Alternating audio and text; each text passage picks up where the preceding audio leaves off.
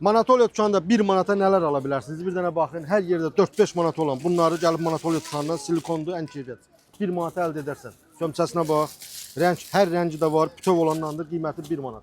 Yumurta çıspanlar 1 manat. Baxın. Hamısı nabor şəklində Manatolya dükanında 1 manata. Baxın. 1 manat. 1 manata gəlib bu qəlpərdən əldə edə bilərsiniz. Buna baxın.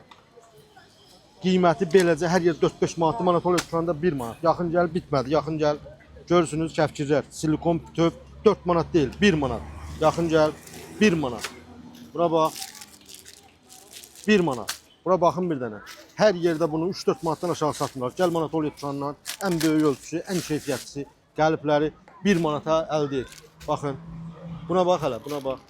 1 manatadır bax. Getsin başqa dükana 4 manatdan aşağı alanmazsın. Gəl Manatolya dükanından 1 manata əldə et, qəlibdir. Ondan sonra İstər ən yaxşıları fırçalarım 1 manata.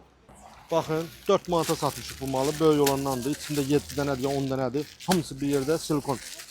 1 manatadır. Baxın bunlar 1 manatadır. Bunlar. Baxın bir dənə keyfiyyətini yaxından göstərirsə baxın bir dənə. Buna baxın. Silikon ən yaxşıdan get dükana 4-5 manat qiymət deyəcəklər. Gəl Manatolya dükanından 1 manata əldə et.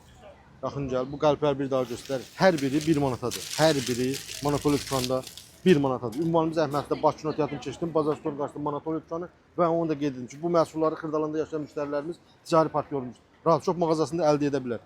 Ünvanımız Əhməddə Bakı Notariatını keçdim. Bazar Store'un qarşısında Manatolya dükanı. Nə alırsan 1 manat. Gəldin, aldığın, gəlmədin, qaldın.